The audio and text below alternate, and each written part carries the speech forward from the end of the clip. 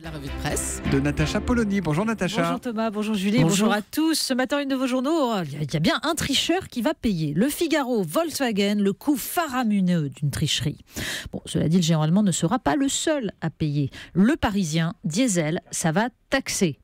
Certains ce matin célèbrent pourtant ceux qui veulent faire bouger les choses. Le Point, l'homme le plus influent du monde. Et oui, le pape François, dont Nicolas Bavrez nous dit à l'intérieur du journal tout de même que, il critique le capitalisme, mais pas trop quand même. Il faudrait surtout pas se tromper et prendre au pied de la lettre la condamnation de l'argent par le pape. On peut continuer comme avant, tout va bien.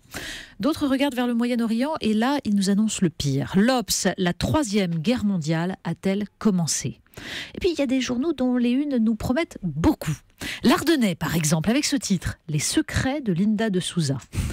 Bon, nettement moins anecdotique, Libération, comment Bruxelles a détraqué le sperme européen. Et oui, l'Union européenne, une fois de plus, a cédé aux lobbies industriels en prolongeant l'usage des perturbateurs endocriniens, dont on sait pourtant qu'ils sont à l'origine de cancers et de baisse de la fertilité. On commence avec l'Europe, sujet très traité dans les journaux. Ah oui, ça il en est question ce matin. Oui, parce que parmi les deux blondes un peu revêches que l'on trouve en photo partout dans la presse, ça n'est pas Nadine Morano qu'on retiendra, mais plutôt Angela Merkel. Libération et le Parisien nous racontent comment Angela Merkel a laissé François Hollande répondre lui-même à Marine Le Pen qui le qualifiait devant le Parlement européen de vice-chancelier administrateur de la province France. La chancelière, nous dit Libé, a ignoré ostensiblement. Pour autant, les commentaires sont sévères à l'encontre d'un couple qui ne fait pas illusion. Double discours, selon Bruno Dives dans Sud-Ouest. Bon sentiment, ajoute Raymond Courreau. L'Europe en mode incantatoire, titre Le Figaro, avec un portrait d'Angela Merkel par Renaud Girard qui déboulonne savamment la statue. Grande tacticienne, petite stratège. On a l'impression, écrit-il, que la chancelière s'enorgueillit de ne pas avoir de vision. De la crise grecque à la crise des migrants, de l'abandon du projet d'économie de la connaissance, au refus d'assumer les choix géopolitiques au Moyen-Orient, la chancelière de l'Europe, nous dit-il, pilote le nez fixé sur les sondages. Et l'Europe, elle, en paiera le prix. Oui, mais y a-t-il une alternative ? Oui, face à cet aveuglement, faut-il accepter l'Europe telle qu'elle est ? Faut-il imaginer autre chose ? Faut-il aller encore plus loin ? Le Point a fait débattre Jacques Attali, le conseiller des princes, et Jacques Sapir, l'économiste chantre de la sortie de l'euro. Un bilan très intéressant, un bilan même magistral des politiques européennes depuis 20 ans. Alors, surévaluation de la monnaie, décrochage des pays du Sud, rupture idéologique entre Est et Ouest sur la question des migrants. Si l'on ajoute l'entretien dans l'Obs avec Yanis Varoufakis, l'ancien ministre de l'économie grecque qui défia l'Eurogroupe, eh bien, on peut se faire une idée des choix politiques qui régissent très concrètement nos vies. Bon, ça se termine pour le débat du Point par un magnifique point Godwin tout de même de la part de Jacques Attali. Le mot frontière a été prononcé. Jacques Attali, le fédéraliste, répond logiquement Hitler. Oui, les barbelés du Royaume-Uni à Calais, lui répond Jacques Sapir, semble moins le déranger. Le droit du travail appliqué à la baguette ce matin. Oui, ça, loin de ses considérations. Le Figaro nous apprend la condamnation de 4 boulangers, une amende et tout de même l'inscription au casier judiciaire. Alors leur faute ? Avoir travaillé toute la semaine.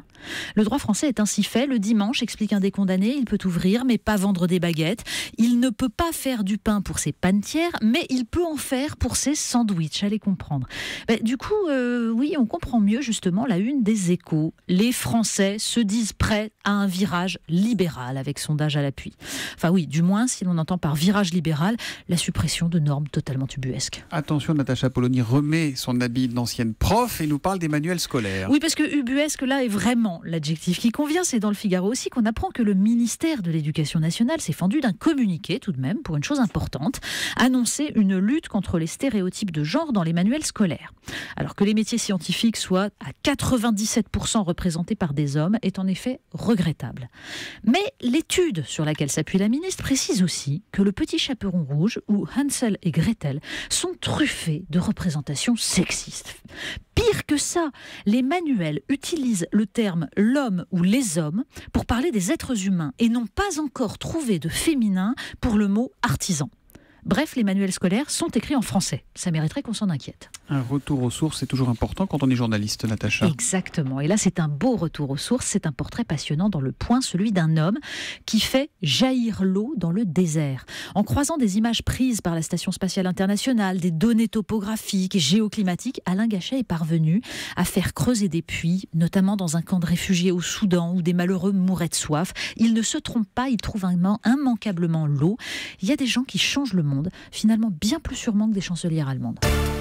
Et on va passer de l'Allemagne à l'Angleterre pour finir. Oui, parce que dans tous les débats sur l'Europe, faut-il en sortir, faut-il y rester, les débatteurs français conservent quand même une certaine tenue, je tiens à vous le dire. On lit dans Libération que face à un David Cameron qui tente d'échapper au Brexit, un député eurosceptique britannique, Jacob Rees-Mogg, a lancé cet argument ultime. Les Français n'exportent de toute façon chez nous que du fromage et des films porno. Je devrais dire des films français, mais c'est la même chose. Alors pour ce qui est de la nécessité de mettre en avant le patrimoine fromager français, je souscris totalement. Pour le reste, peut-être les services du ministère de l'Éducation nationale pourraient-ils se pencher sur les stéréotypes genrés dans les films français qui visiblement induisent des confusions. Voilà pour la revue de presse de Natacha Polony ce matin. Natacha qui revient demain à 8h30. À demain.